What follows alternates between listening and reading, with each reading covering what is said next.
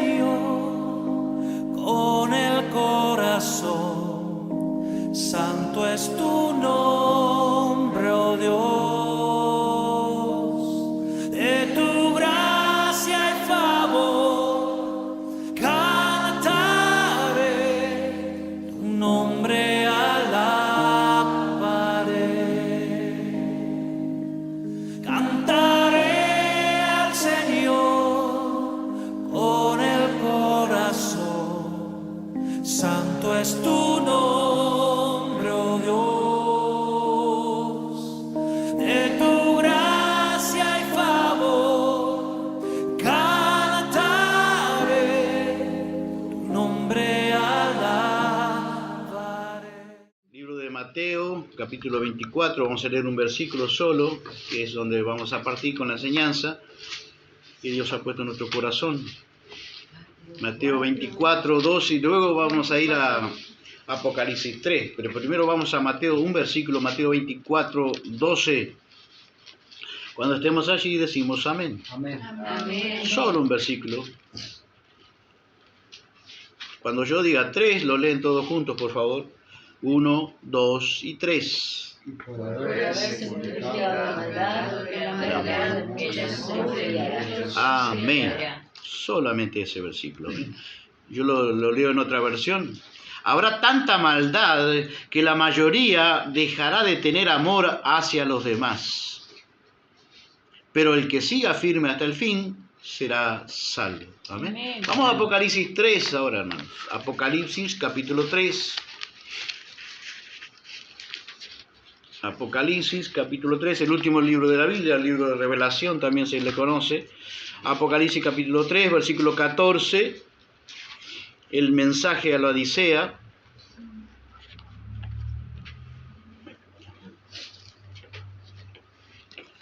Versículo 3, versículo 14, cuando encontramos allí, ¿estamos juntos? Amén. Y escribe el ángel de la iglesia en la Odisea, he aquí el amén, el testigo, el verdadero, el principio de la creación, el principio de la creación de Dios dice esto: yo conozco tus obras, que no eres frío ni caliente. Ojalá, dice Dios, fuese frío o caliente, pero por cuanto eres tibio y no frío ni caliente, te vomitaré de mi boca. Porque tú dices, yo soy rico y me he enriquecido y de ninguna cosa tengo necesidad, y no sabes que tú eres un desventurado, miserable, pobre, ciego y desnudo. Por tanto, yo te aconsejo que de mí compres oro refinado en fuego, para que seas rico, y vestiduras blancas para vestirte, y que no se descubra la vergüenza de tu desnudez.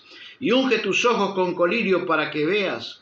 Yo reprendo y castigo a todos los que amo. Sé pues celoso y arrepiéntete. Y aquí yo estoy a la puerta y llamo. Si alguno oye mi voz y abre la puerta, entraré a él y cenaré con él y él conmigo. Al que venciere, le daré que se siente conmigo en mi trono, así como yo he vencido y me he sentado con mi Padre en su trono. El que tiene oído, oiga lo que el Espíritu dice a las iglesias. Amén, hermanos. Amén. Hemos llamado esto el enfriamiento del amor, este mensaje, el enfriamiento del amor, y con una pregunta en segundo lugar: el enfriamiento del amor, y fríos, tibios o calientes. ¿Cómo estaremos? ¿Cómo seremos nuestra condición espiritual delante de Dios? Aquí encontramos una iglesia, una congregación entera tibia. La versión original de esta palabra dice: estoy a punto de vomitarte, pero literalmente significa, es algo, suena más fuerte todavía. Estoy a punto de escupirte. Eso dice la original.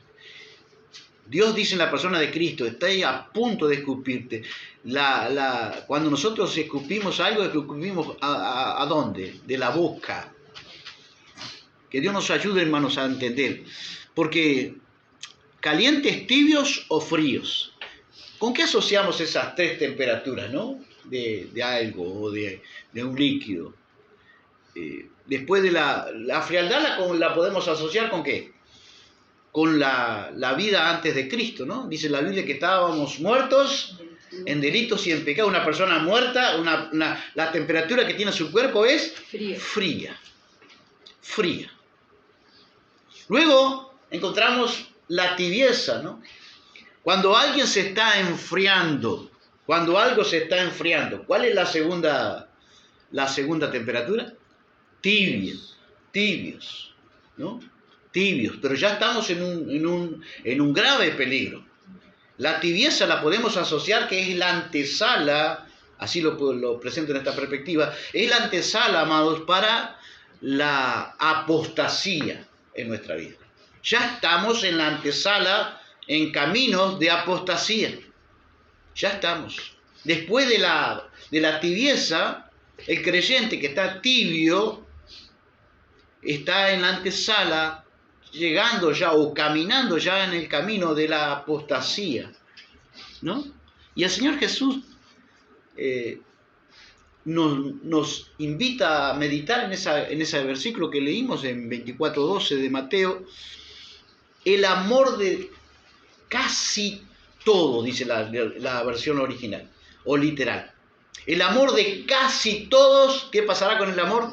¿De qué amor está hablando? El amor a Dios y el amor al prójimo. ¿Qué pasará con el amor a Dios y el amor al prójimo?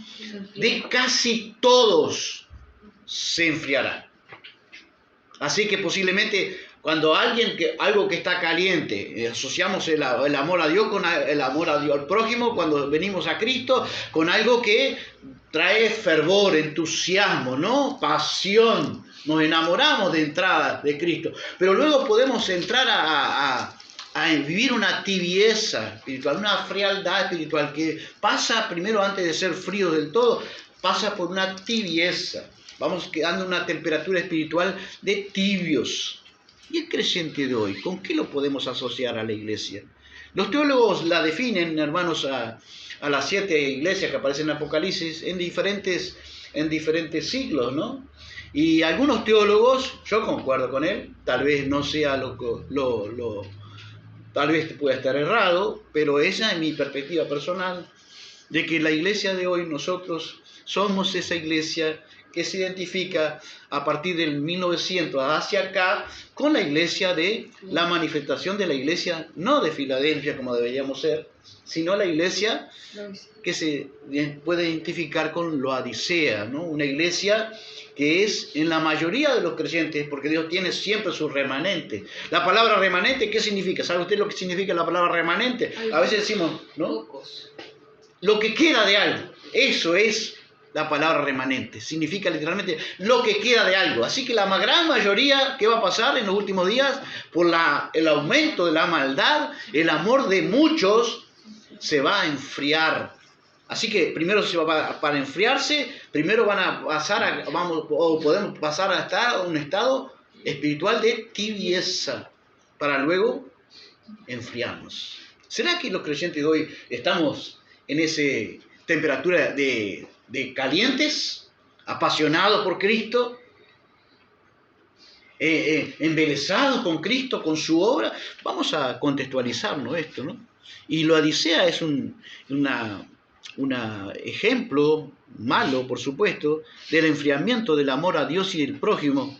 Y no eran ni fríos ni calientes, ¿no? El enfriamiento del amor, y ni fríos ni calientes, sino tibios. Que Dios nos ayude a no estar en ese grupo, por amor de Dios, a contextualizar nuestra vida por la palabra y en el espejo de su palabra vernos y examinarnos, hermanos. Amén. La Odisea era una iglesia con características que estaba en camino ya de apostasía. La palabra apostasía significa, se puede dividir en dos partes, ¿no? Apos, que significa fuera de, apartarse o lejos de. ¿Lejos de qué, por ejemplo? ¿Se habían apartado de quién? Dios. Se van apartando de Dios, se van apartando de su palabra, nos vamos alejando, nos podemos ir alejando. Porque recordemos, ¿no?, que Cristo dice que la gran mayoría, casi todos, se enfriarán. Y ahí en el casi todos nosotros podemos estar allí. El tema es que a veces no nos vemos como fríos, no nos vemos como tibios, nos vemos calientes, pero vamos a examinarlo a la luz de la palabra, si somos realmente la iglesia que el Señor quiere que seamos. Laodicea era una ciudad que era muy importante, muy próspera, Estaba en camino de apostasía, apartarse, la palabra significa apartarse, alejarse o lejos de, hasta llegar a estar fuera de, también significa fuera de ¿qué puede ser? Una iglesia que está fuera de los parámetros bíblicos, pero muchas veces no lo vemos, tenemos que examinarnos a la luz de su palabra. Hasta llegar a estar fuera de. Es un retroceso, hermanos, lento, gradual. Yo puse eso, ¿no? Yo pensaba entre mí, ¿qué es la apostasía? No es algo de golpe, es un retroceso lento, gradual y sobre todo esto, resalto, consciente, no es inconsciente. Que no nos demos cuenta, pero en los principios nos vamos dando cuenta. Es un retroceso. Pablo dice que nosotros no somos de lo que... retroceder. Así que hay gente que está retrocediendo. ¿Hacia dónde? Hacia la apostasía. Y no llegan a la apostasía de un día para el otro, pero van camino a ella. Primero, antes de llegar a la apostasía, que la podemos asociar con la frialdad, primero va a llegar a la tibieza. De calientes podemos quedar tibios, y de tibios podemos llegar al estado espiritual de fríos, muertos. Como que pudimos venir a la vida en Cristo, como aquella planta que dijo Cristo, que algunos van a escuchar la palabra, van a brotar, pero luego dice que esa planta tiene espinos que combaten con el crecimiento de esa planta, y son los casi cristianos. Podemos llegar a ser casi cristianos. ¿Cuál es el problema de esa planta que brota rápidamente, pero que los espinos combaten, tienen competitividad contra ella? Para el crecimiento, no da fruto. La palabra de Dios dice que muchas veces el creyente es llamado para glorificar a Dios. En esto he glorificado a mi Padre. ¿En qué cosa? En que llevemos fruto. Todo árbol, toda persona, toda planta que no da buen fruto, escuche bien, no solamente que tiene que dar fruto, tenemos que dar fruto, sino que tiene que ser buen fruto. ¿Qué será con la planta que no da fruto? Cortado y echado en el fuego.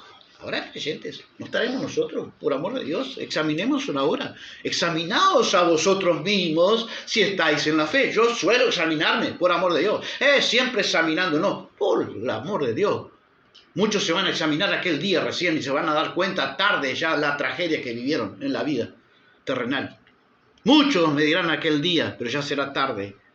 Jeremías 2.19, no lo busque por favor, sino simplemente lo cito, habla ya en el Antiguo Testamento de la apostasía del pueblo de Dios. Jeremías 2.19 dice, lo especifica bien claro a la apostasía, tu maldad te castigará y tu rebeldía, dice Dios, te condenarán. Sabe pues y ve cuán malo y cuán amargo es el haber dejado a Jehová tu Dios y faltar mi temor en ti, dice el Señor Jehová de los ejércitos. Pero la Nueva Traducción Viviente que yo suelo usar en este tiempo, me encanta porque muchas veces lo clarifica mucho más, ¿no? Dice así, tu perversidad traerá su propio castigo. El haberte alejado de mí te avergonzará. Verás qué malo y amargo es abandonar al Señor, tu Dios, y no temerle. Aquí tenemos en la boca de Dios expresada lo que es la apostasía en forma sencilla. Acá podemos ver algunas cosas. Tu perversidad. A veces venimos a Cristo y la Biblia dice que nuestro corazón es engañoso y perverso. ¿Qué va a hacer la apostasía? El creyente tiene que continuar en la madurez cristiana, renovando su entendimiento. Primero se renueva el entendimiento, por eso Pablo dice en Romanos 12, dice, no conformen a este siglo, no vivan como vive la gente de este mundo. Quiere que lo explique más claro, más sencillo que eso, no puedo. No vivamos como la gente del mundo, sino no se conforman a este siglo, como vive la gente del mundo, si que la que no conoce a Dios, sino dice, transfórmense de acuerdo a la renovación de vuestro entendimiento. Primero, el creyente es llamado a renovar continuamente el entendimiento. ¿A través de qué, básicamente? A través de la palabra. La escucha la palabra y la aplica. Y acá vemos que la apostasía en la boca de Cristo, en la boca del Padre, nuestro Dios nos está hablando en ese versículo específicamente, dice que hay como un rebrote de maldad. Si nos descuidamos, la maldad, la perversidad en nuestro corazón vuelve a rebrotar, es como un cáncer que muchas veces le extirpan, si no le extirpan hasta donde pueden los médicos, los cirujanos, vuelve rápidamente a rebrotar. Bueno, la maldad, dice, tu perversidad traerá su propio castigo. El haberte alejado de mí, otro tema. Esa es otra característica de la apostasía. Nos alejamos de Dios. ¿Y alejarnos de Dios qué es? Si Dios es invisible. ¿Nos alejamos de qué? De la palabra, básicamente. Nos alejamos del cumplimiento de la palabra. Nos relajamos en la vida espiritual, no asumiendo nuestra responsabilidad como creyentes. Podemos caer en eso, hermano. El haberte alejado de mí te avergonzará. Verás qué malo y amargo es abandonar al Señor tu Dios. Además, ¿qué es la apostasía? Ahí lo está hablando Dios en su forma. Abandonar al Señor. Y abandonar al Señor a veces es abandonar el propio culto, hermanos. Es no rendirle culto de reverencia, de temor, de respeto. Y también dice por último, y no temerle. Jesús dijo, os enseñaré a quién debéis temer. ¿A quién tenemos que temerle? A Dios. A Dios. Os enseñaré a quién debéis temer. Temed a aquel que después de muerto tiene potestad de echaros en el infierno. A ese sí os digo, temed. A veces tememos a la tormenta, tememos al diablo, tememos al mundo espiritual maligno. Pero no, el creyente no crece en temor a Dios, por amor de Dios. Cuando decimos que crecemos en temor a Dios, no estamos diciendo que tenemos que tenerle miedo a Dios. No, porque el miedo aleja de Dios. Temerle a Dios es tenerle cada vez más respeto, más reverencia, más sumisión. ¿Amén? Amén. Eso es temerle a Dios. Que Dios nos ayude, hermanos, a contextualizar nuestra vida. ¿Estoy frío, caliente o tibio? Que es un grave peligro. Porque después de la tibieza viene la frialdad espiritual. Estoy a punto, dice Dios a la iglesia de la Odisea, de escupirte. Y estamos mirando la Odisea, ¿no? Hay dos clases de apostasía, hermano. Pero primero vamos a contextualizar la cultura que vivía la Odisea. Porque a veces tenemos que contextualizar por qué, o tratar de entender por qué la Odisea era como era. ¿Qué es un contexto cultural? Es el entorno social, histórico, político, geográfico, que muchas veces moldea nuestras acciones y creencias. En otras palabras, sencillas. A ver, no está entendiendo, pero lo aplico en otras palabras. Tenemos que a veces contextualizar cómo es la sociedad de la Odisea para entender por qué los creyentes llegaron a ese estado espiritual tan peligroso, de tibieza espiritual. Porque o crecemos en la mentalidad de Cristo, la Biblia dice que tenemos ahora, el creyente tiene la mentalidad de Cristo, y ahí avanzamos hacia la madurez, o podemos traer el peligro, ¿cuál es? Romanos 12, no se conformen a este siglo. La sociedad muchas veces, el entorno de la gente, llega a moldear al creyente. El creyente tiene que hacer la diferencia con el que cree o con el que no cree, o puede asumir una postura de ser igual que los demás. Pero ¿cuál es nuestra postura? Entonces el entorno social a veces moldea, influencia nuestra mentalidad. Y ahí nosotros muchas veces tenemos que entender, ¿no? Y si no avanzamos constantemente en la renovación de nuestro entendimiento hacia la madurez, podemos llegar a conformarnos igual que el mundo. No diferenciamos del creyente del no creyente. Los creyentes no diferenciamos del que no cree. Tenemos que haber una diferencia. Tiene que haber una diferencia, hermano, en nuestro lenguaje. Tiene que haber nuestra diferencia en nuestros pensamientos. Tiene que haber nuestra diferencia en las actitudes. Tiene que haber una diferencia en nuestras acciones diarias de la vida cotidiana.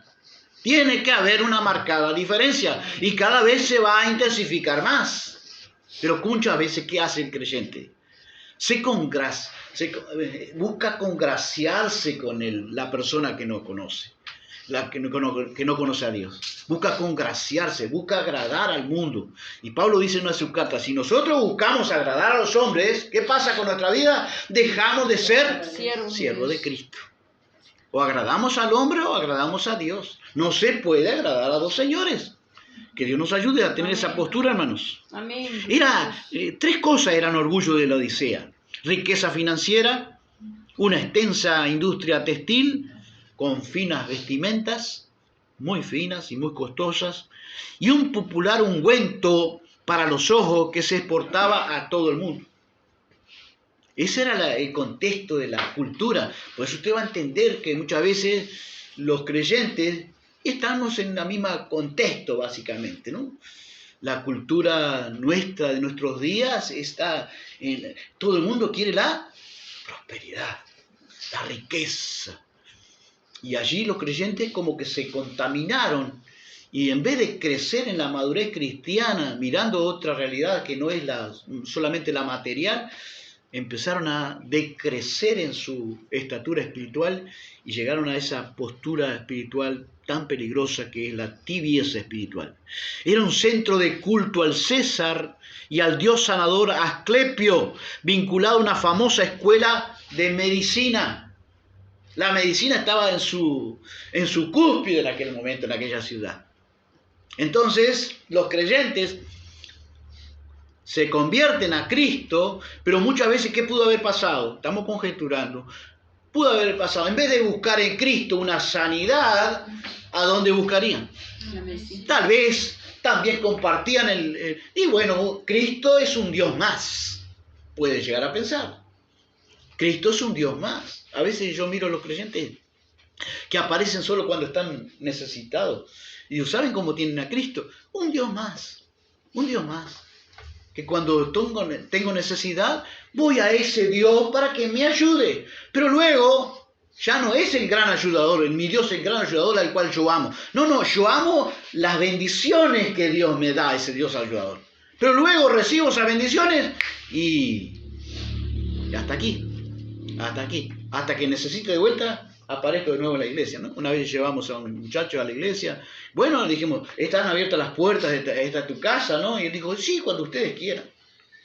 No, él es el que tenía que llegar. Nos pasó la pelota a nosotros, ¿no? Sí, cuando ustedes quieran, dice. No entendimos nada, quedamos todos quietos, ¿no? Porque él no quiso ir más, no quería ir más. Era una gran necesidad, pero él no vio la necesidad. Él nos veía a nosotros necesitados, quizás. Totalmente al revés. Entonces, tenemos que saber un poco el contexto, ¿no? Para no conformarnos a este siglo, sino renovarnos el entendimiento. Porque si no nos conformamos, esa sociedad nos puede moldear nuestra vida mental, nos puede moldear nuestras acciones. Nos moldea, hermanos. Si no crecemos en la vida espiritual, no conformamos en nuestro entendimiento, no nos transformamos nuestro entendimiento por la renovación de nuestro entendimiento a través de básicamente la palabra, y no la aplicamos a la palabra, la escuchamos y no la aplicamos, no crecemos. Y estamos en grave peligro, nos vamos acomodando al mundo. Nos va moldeando el mundo. Nos moldeamos a la mente de Cristo o nos moldeamos al mundo, una de los dos. Entonces, por eso es la manera, porque la manera más fácil de escapar de la gran apostasía reinante hoy, hermanos, es escuchar y aplicar la palabra de Dios, la buena exposición de la palabra de Dios. ¿Qué va a producir si yo escucho con atención la buena palabra de Dios y la aplico? ¿Qué va a producir en mí? Un continuo renovar de mi entendimiento. Yo voy a ir avanzando en la vida espiritual. Amén. Nadie va a cambiar su manera de vivir si primero no cambia su manera de pensar. Y la Biblia nos habla de que Cristo, al tener la mente de Cristo ahora, nosotros vamos a ir en un continuo renovar de nuestro entendimiento. Amén. Un continuo. La luz de los justos en su entendimiento es como la aurora, que va en aumento. Si no va en aumento, va en retroceso hacia la apostasía. Podemos volver hacia atrás.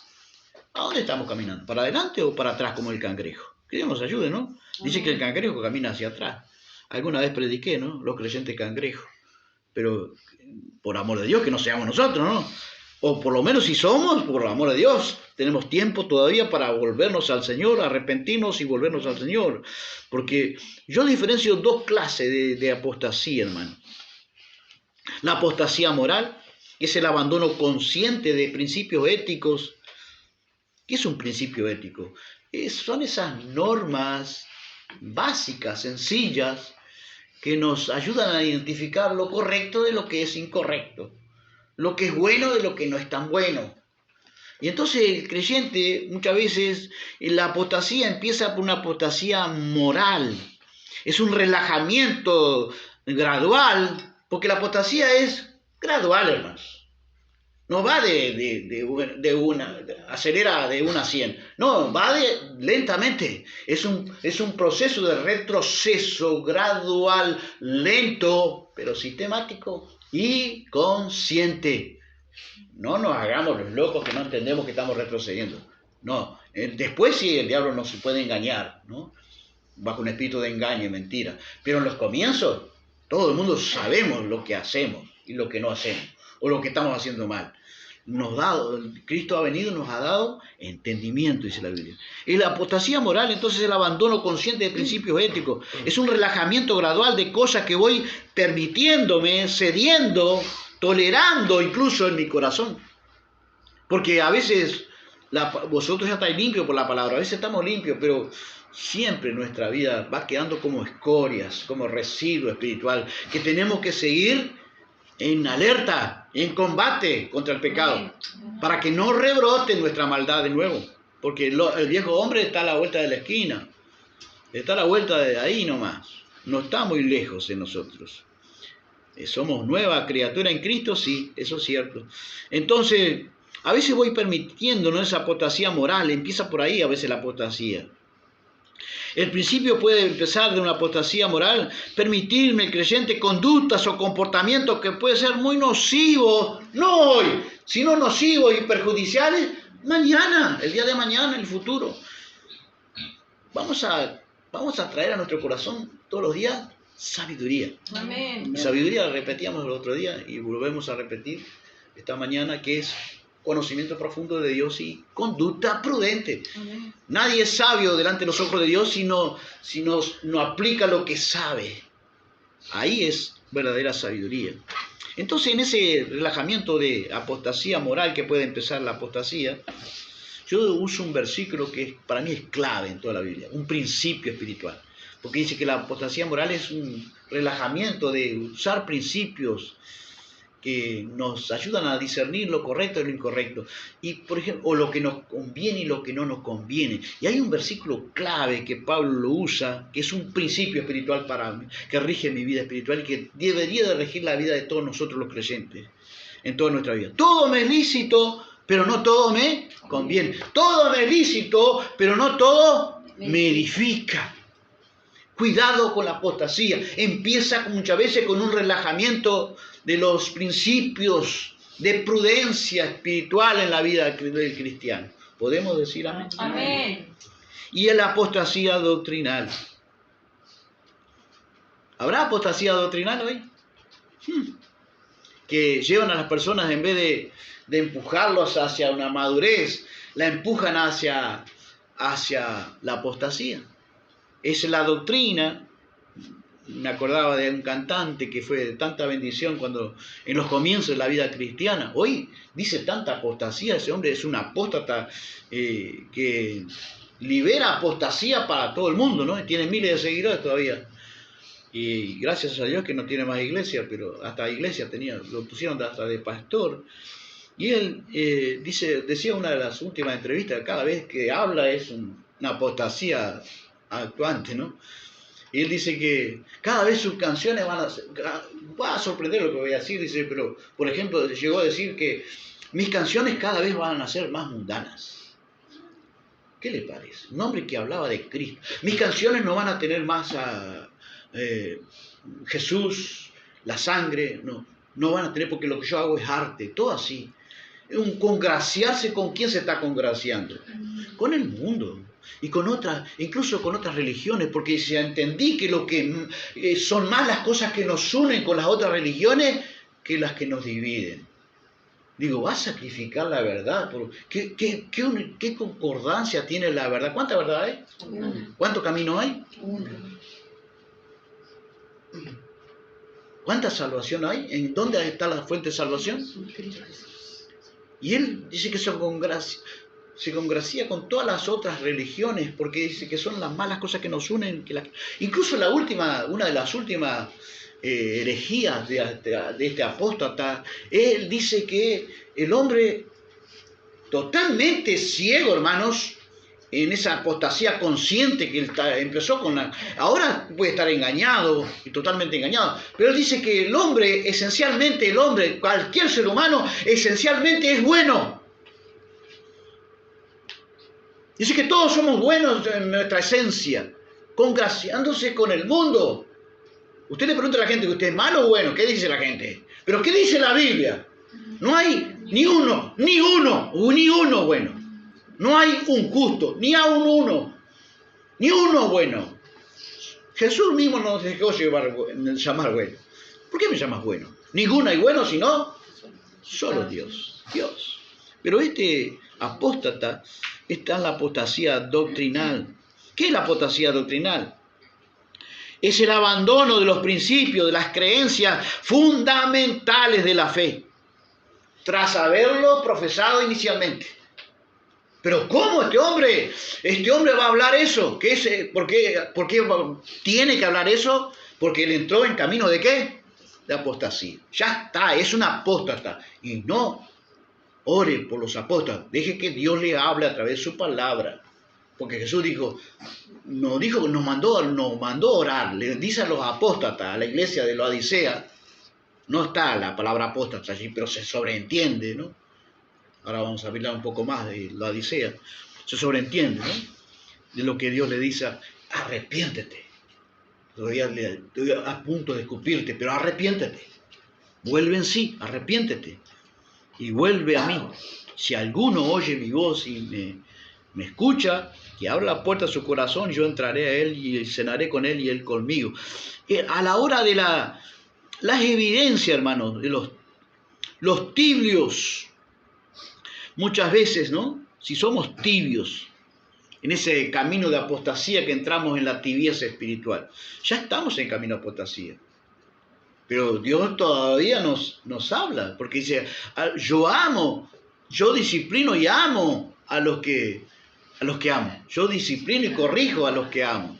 Todavía Dios le ama a la iglesia de la Odisea. Por eso le dice, arrepiéntete. Está en camino de apostasía. Va a ir hacia la frialdad. El otro escalón que viene es un descenso más espiritual todavía, más trágico, la frialdad. Pero está en camino ya de tibieza espiritual. Se está enfriando en el amor a Dios y el amor al prójimo.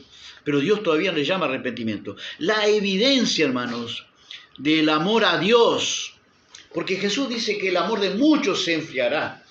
¿Y a causa de qué el amor se enfriará? Hay otros amores, entre comillas, que van a competir con el amor a Dios en este tiempo, sobre todo en este último tiempo. El amor a la riqueza, el amor al placer y el amor a sí mismos. 3 clases de amor que van a competir.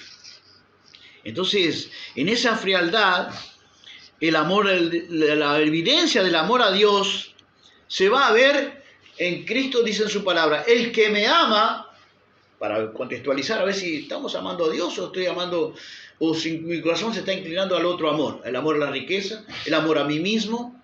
La Biblia dice que en 2 Timoteo, los hombres de los últimos tiempos serán amadores de sí mismos, amantes de los deleites más que de Dios. Timoteo le escribe en 1 Timoteo 6:10, si mal no recuerdo, le escribe Pablo a Timoteo, le dice, mira que guardaos del amor a la riqueza, nadie puede servir dice que algunos por amar la riqueza, el amor a la riqueza, dice, se extraviaron de la fe. Y si habrá creyentes que se están extraviando del amor, yendo en el camino de tibieza espiritual y de rumbo ya en el camino de apostasía. Que Dios nos ayude a contextualizar y ver nuestra vida si no estamos nosotros, por amor de Dios, para volvernos a Dios y arrepentirnos a tiempo. Porque después de la tibieza pasamos a ser fríos. ¿Cómo se puede llegar de la evidencia del amor a Dios? El que me ama mi palabra, guardará. amamos la palabra de Dios. ¿Cuántas palabras de Dios tenemos? Dice que el que me ama mi palabra guardará. ¿Dónde guardamos las cosas nosotros creyentes? ¿Dónde guardaba María las cosas que escuchaba? En su corazón. Sobre toda cosa guardada, guarda tu corazón, porque de él mana la vida. ¿Cuántas palabras guardadas tenemos? En Mateo 4, cuando venga la tentación, ¿seremos como Jesús? ¿Cuántas palabras guardadas tenía Cristo? ¿Cómo sabemos que tenía palabras guardadas en su corazón? ¿Cuánto escrito tendremos nosotros a la hora de la tentación? ¿Cuánto el creyente tiene guardado en ese amor a Dios y a su palabra, guardado en su corazón, escrito está? Cuando la tentación, ¿con qué le respondía Cristo? Ahí vemos que el amor de Cristo a su Padre, ¿no? El que me ama a mi palabra guardará. Amaba a Dios el Padre. Nosotros tenemos escrito está. ¿Cuántos escritos está tenemos? A veces tendremos solamente uno nomás y después, como alguien contaba una vez, ¿no? No sabía ni cómo defenderse y venía un demonio y lo molestaba cuando él estaba durmiendo y él decía, le invocaba por la Virgen y le invocaba por no sé qué, los demonios no se iban hasta que conoció a Cristo, ¿no? Hasta que él pudo citar, escrito está, escrito está. Eso es guardar, la palabra guardada en el corazón, hermano. Memorizada y guardada en nuestro corazón. ¿Cuánto escrito tiene el creyente de hoy? Bueno, los tibios tienen poco, tenemos poca palabra de Dios escrito está en nuestra vida. Las causas que podemos nosotros mirar, hermanos, por las cuales los fariseos, los que eran enemigos acérrimos de Jesús en aquel tiempo, fueron los que no reconocieron a Cristo. Los fariseos y los escribas de aquel entonces pudieron haber empezado bien, hermanos, en la vida cristiana. Pudieron haber, pero llegaron a un punto que se extraviaron tanto, se enfriaron tanto en esa tibieza espiritual, que ya pasaron a ser fríos y no reconocieron al Mesías que estaban esperando. No lo reconocieron con todas las evidencias. ¿Y cuál era el problema? Bueno, es que los tibios en algún momento dejan de leer la Biblia.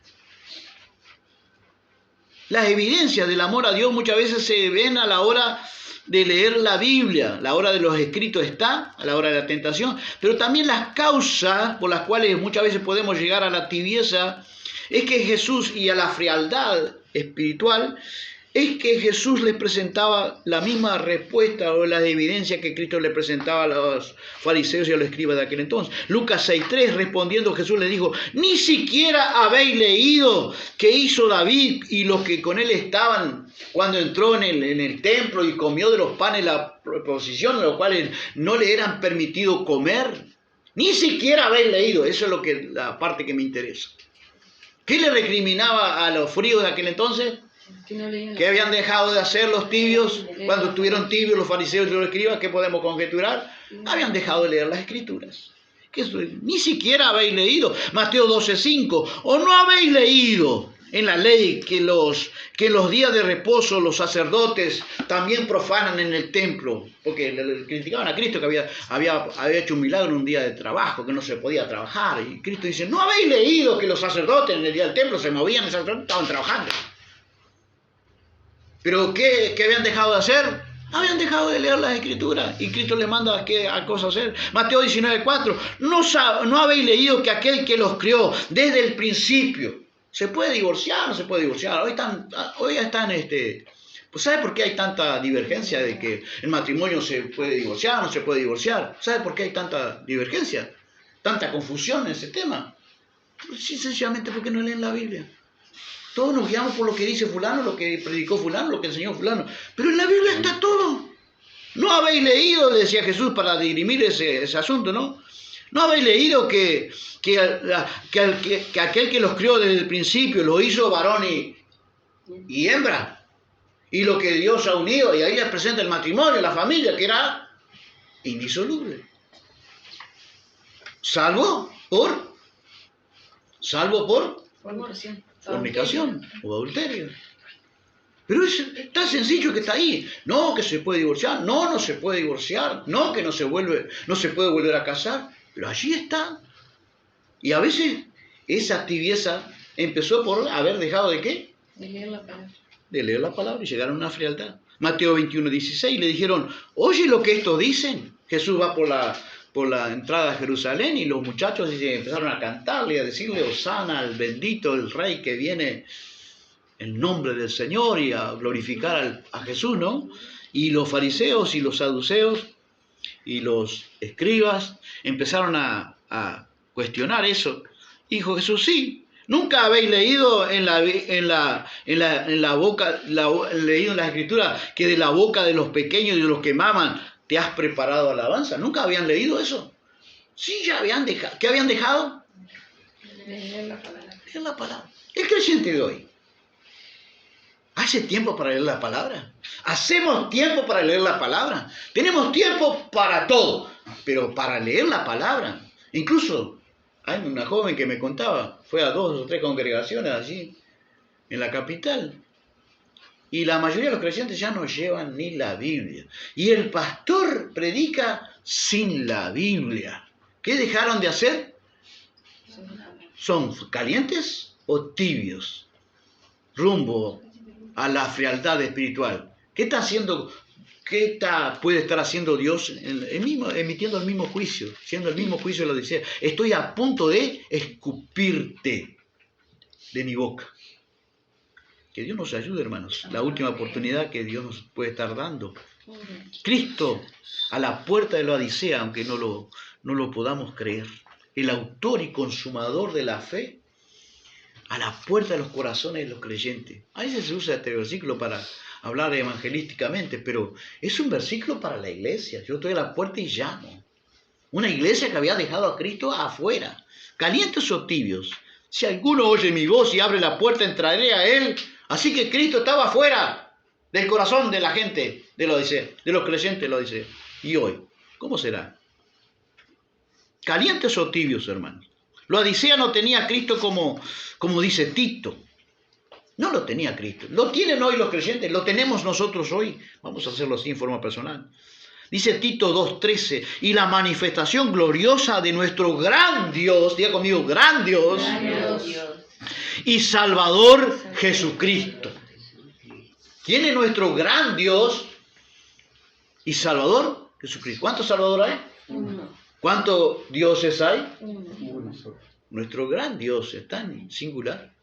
Nuestro gran Dios. No tenemos en ese concepto a nuestro Salvador. Que lo escuchen los mormones, que lo escuchen los testigos de Jehová que dicen que Jesús no es Dios. Ahí está específicamente claro, evidente que Jesús es Dios. Amén.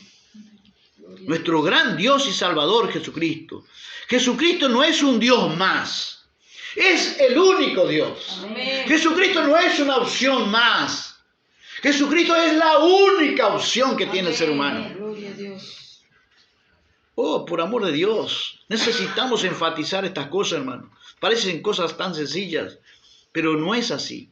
El estado espiritual de tibieza de Apocalipsis 3:16 que había llegado, pero por cuanto tú eres tibio y no frío ni caliente, Dios prefiere que seamos fríos o calientes, entusiasmados, apasionados por Él. Amén. Tenemos que llegar a volver a incrementar nuestro amor, intensidad de nuestro amor hacia Dios y hacia su palabra y hacia el prójimo. Que Dios nos ayude, hermanos. Amén. Estoy a punto, porque dice Dios, vuélvete a mí, arrepiéntete, porque estoy a punto, eso significa en la literal, de escupirte de mi boca.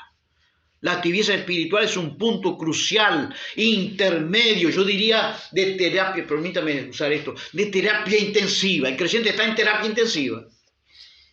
Después viene la muerte, la frialdad.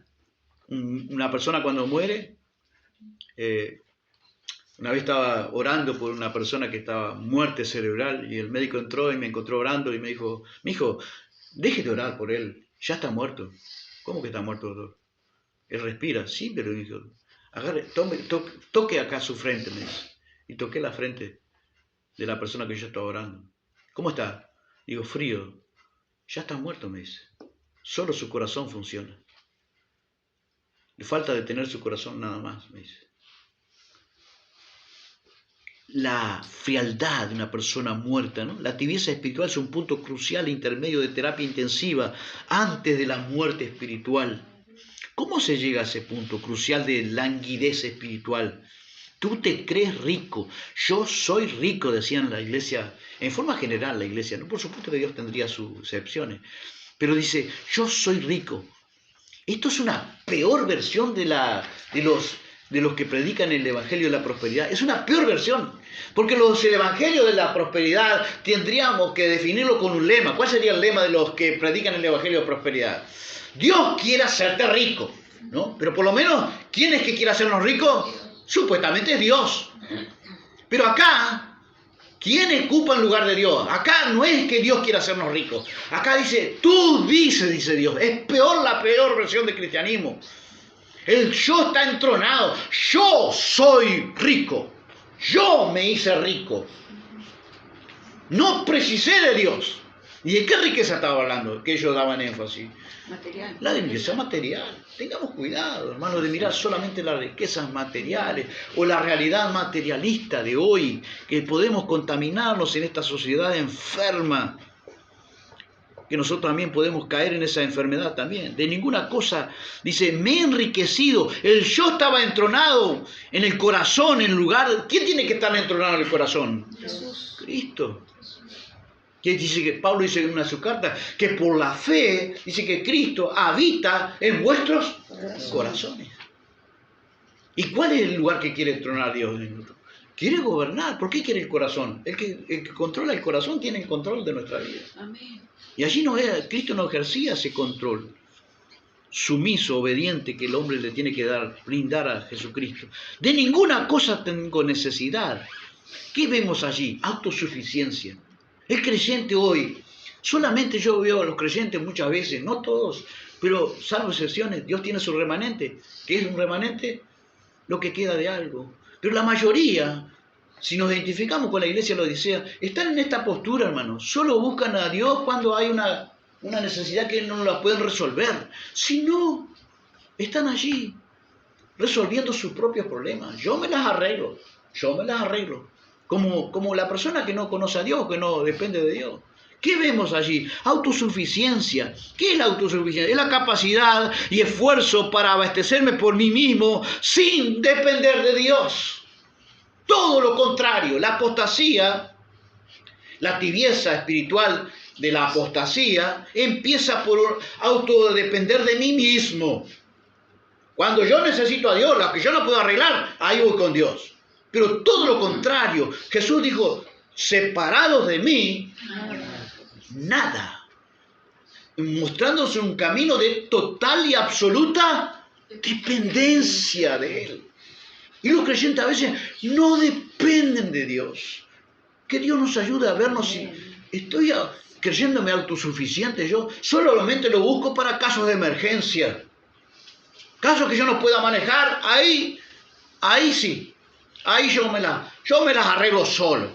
Y está diciendo que no necesita a Dios todos los días. El no orar, hermanos, el no orar todos los días, es decirle a Dios, hoy yo no te necesito, hoy me las arreglo solo. ¿Y cuántas veces la vida de oración es pobrísima en el creyente actual, contemporáneo? Que nos ayude. De ninguna cosa tengo necesidad, autosuficiencia. Separado de mí nada podemos hacer. Amor a las riquezas. Mateo 6:24, nadie puede servir a dos señores. La comparó a la riqueza como otro señor. Me he enriquecido y de ninguna cosa tengo necesidad. ¿Quién ocupaba el lugar del Señor ahí? La riqueza. Y cuarto lugar, materialismo. ¿Qué es el materialismo? El solo valorar el materialismo reinante hoy. El solo valorar las cosas materiales y evadirnos de la realidad espiritual.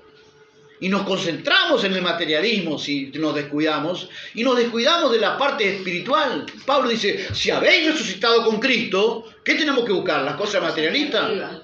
A Dios lo que es de Dios y a César lo que es de César. Amén, hermanos. Amén. No estoy diciendo que no busquemos las cosas materiales, no me malentienda. Pero hermano, pues tenemos que tener un equilibrio sano. Si Amén. también hemos nacido de arriba, busquemos las cosas de arriba. Amén. Porque nuestra ciudadanía no es de acá, somos de allá. Gloria a Dios. Nuestra ciudadanía somos, dice, ciudadanos del cielo, pero vivimos como que fuésemos ciudadanos de terrenales. El reino de Dios está aquí, hermano. Y claro, ¿por qué hacen énfasis que el reino de Dios está aquí? Si mi reino, dijo Jesús, no es de este mundo. Si el reino está en este mundo todavía, va a venir a este mundo. ¿Por qué vamos a concentrarnos que el reino de Dios está aquí ya? ¿Por qué se concentran en eso? Porque quieren vivir acá en la tierra, permanecer cumpliendo todos sus anhelos, sus deseos, por amor de Dios. También preocupémonos por las cosas espirituales de arriba. Amén. Que nos estamos hoy examinando, hermano. El materialismo reinante hoy, evadiendo la realidad espiritual, que es mucho más importante y trascendental. Cuando nos vayamos de esta tierra, ¿de qué nos va a servir la realidad materialista de hoy? Dice que vinimos al mundo desnudos, ¿y cómo nos iremos? Desnudos. Si alguien nos pone alguna ropa, bien, y si no, así como vinimos, así nos vamos. ¿Cuál será la realidad más trascendente? La realidad espiritual, todo lo que, el carácter que Dios forjó en nuestra vida, las buenas obras que enriquecen nuestra recompensa aquel día. No nos salvamos por buenas obras, pero fuimos creados para buenas obras. Amén. Y es necesario, Pablo le escribe a Tito, dice, es necesario que el creyente se ocupe en hacer buenas obras. Amén. Y a veces nos ocupamos solamente de la obra material. Nos preocupamos solo de la vida. Así ve el creyente de hoy. Y esto es un significado, sin lugar a duda, que estamos muchas veces en tibieza. Todavía no somos apóstatas declarados, pero vamos rumbo a eso. Y usted va a ver, la manifestación de apostasía va a ser cada vez más intensa, de acuerdo a la venida del Señor. La Odisea era una grey con creyentes no cristocéntricos, sino egocéntricos. Los creyentes de hoy son cristocéntricos. Somos nosotros, vamos a hacerlo personal. Soy cristocéntrico. ¿Qué es decir cristocéntrico? Una vez Cristo reina en nuestras vidas, nuestro corazón. toda nuestra vida gira en torno a Cristo. Amén. Amén. Usted se avergüenza y yo me avergüenzo a veces. Le dije Dios le bendiga a la persona, le dije al doctor Dios le bendiga. Pero eso es una evidencia de que tu vida gira en torno ¿a quién? A Cristo, a Dios. Pero muchas veces el creyente está tan, como aquel creyente dice, pastor, me voy a trabajar de nuevo al monte con un creyente que era nuevo, ¿no? Y el pastor dijo, bueno, hermano, cuide su testimonio, dice. Usted sabe cómo son las personas que van al monte, ¿no? Y lo que hablan. Y bueno, y vuelve a las 2 semanas el creyente y le dice, pastor, dice, vuelve con una sonrisa. ¿Cómo le fue, hermano? Tuvo duda su testimonio, dice, ni siquiera se dieron cuenta que yo era creyente. Pastor, ni siquiera se dieron cuenta que yo era creyente. O sea que él, y a veces estamos en esa postura, ¿no?, de ocultar, ¿no? Cristo es nuestro centro de vida, en nuestro corazón. ¿Cristocéntricos o egocéntricos? Dijo alguien en la radio, que hacíamos un programa, 3 hermanos que hacíamos un programa en la radio, a veces iba yo, a veces iba otro. Y un día el director de la radio, el dueño de la radio, me dijo, che, ustedes son diferentes. ¿Por qué? Dice, todos hablan más o menos de lo mismo. Siempre es Cristo y Cristo. La dirección es Cristo, la dirección es la palabra, la dirección es Dios, es la palabra, es la vida. Digo, pero es que somos, ¿qué evidenciamos nosotros? Lo que hacíamos del programa, cristocéntricos, no egocéntricos. Y hoy el evangelio está cambiado. Parece que la tendencia, el ególatra del ser humano, lo ponemos al pedestal al ser humano allá. Dios está para darte esto, Dios quiere bendecirte, Dios quiere darte esto, Dios te va a hacer esto, te va a transformar esto. ¿Y se trata solamente de nosotros o se trata de Dios en nosotros? Que nos ayude, ¿no? Creyentes egocéntricos.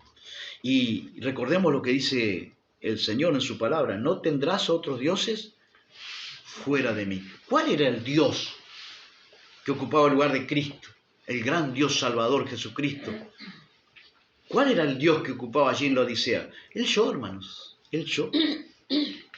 Volvámonos a Cristo, por amor de Dios. Amén. Algunas características de los creyentes tibios, permítame, algunas que nacían en mi corazón. Tal vez no esté muy de acuerdo, tal vez sea muy chocante, pero es necesario a veces examinarnos con algunas manifestaciones de que pueda haber tibieza en nuestra vida. Vamos a contextualizarnos con nuestra vida.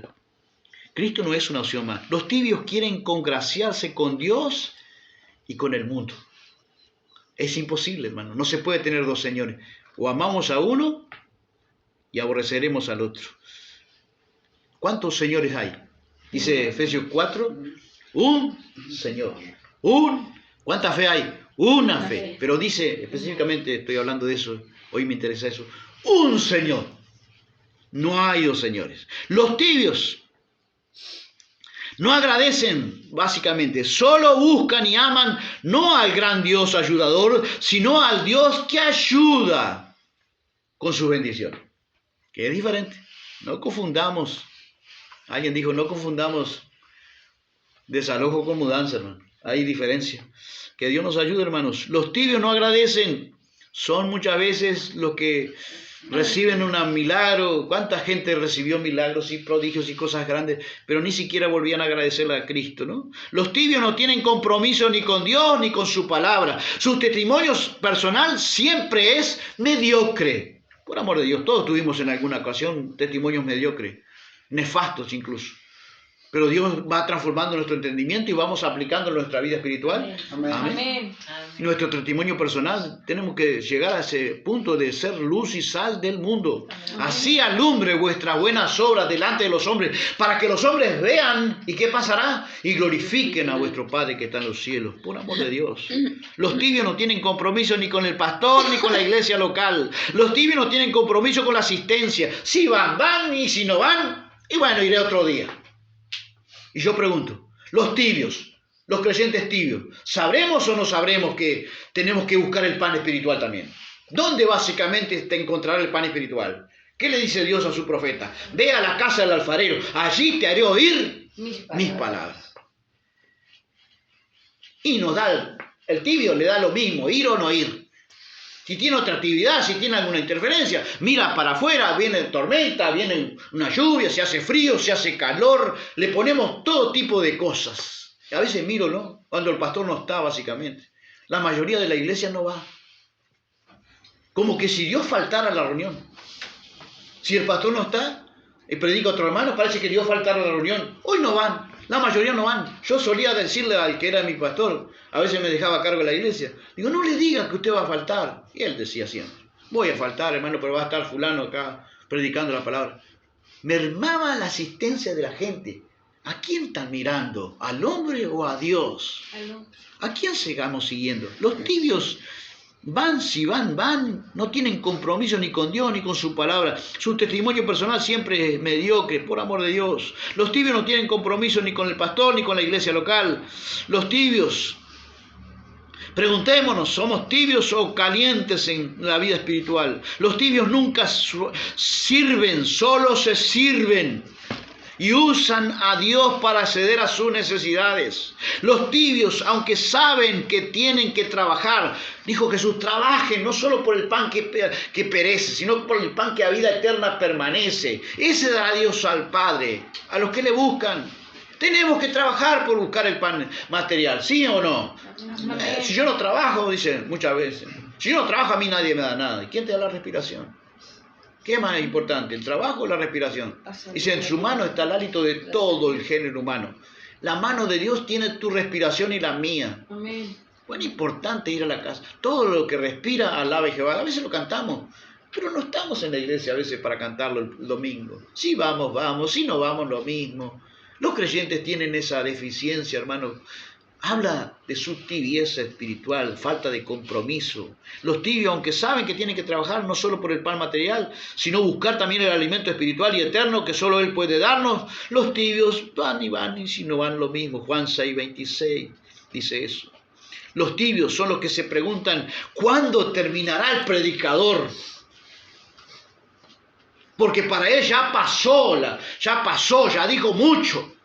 Pero él no escuchó nada.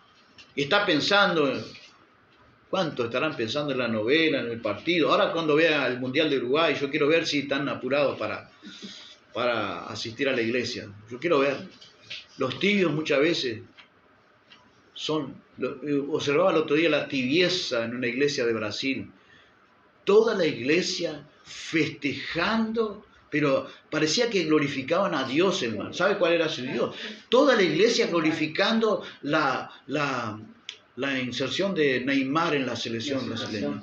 Toda la iglesia festejando y glorificando a Dios por un fútbol. Yo digo, soy Dios celoso. Conocen al Dios celoso. Son los tibios, iglesias completa en tibieza espiritual, hermano, festejando como si fuera algo espiritual. Y ahora que hizo, creo que ni va al mundial porque se lesionó. Que Dios nos ayude, hermano, por amor de Dios, a contextualizarnos, tibios o fríos o calientes. Porque eres tibio, estoy a punto de escupirte la boca. Cantidad de creyentes están a punto de ser escupidos de la boca de Cristo. Los tibios son los que festejan la inclusión de Neymar en la selección brasileña. Los tibios siempre tienen poco tiempo para Dios y mucho tiempo demanda para ellos. Siempre están pensando sus quehaceres. ¿No es eso lo que pensaba Marta? ¿No tenía frialdad Marta? ¿No estaba en tibieza Marta? Marta, afanada y turbada, ¿estás con muchos? Pero una cosa es necesaria. ¿Cuál era la cosa necesaria? Escuchar con atención la palabra de Dios, como lo hacía María. Después, ¿a quién Dios renombra y exalta? ¿A María o a Marta? Marta la vemos después sirviendo al Señor con otra postura espiritual. Gloria a Dios.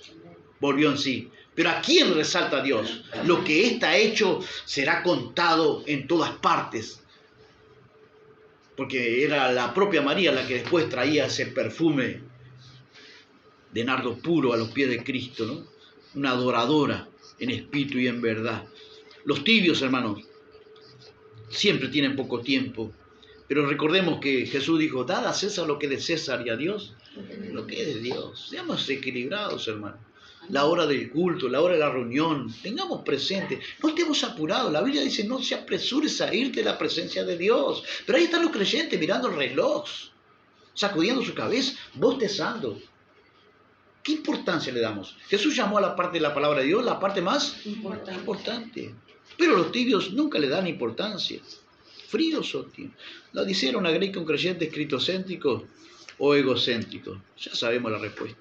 No tendrás otros dioses fuera de mí. Volvámonos a Cristo. Salmo 44 dice, cuán bienaventurados es el hombre que ha puesto en el Señor su confianza y no se ha vuelto a los soberbios ni a los que caen en falsedad. Los tibios. De tibios podemos pasar a fríos.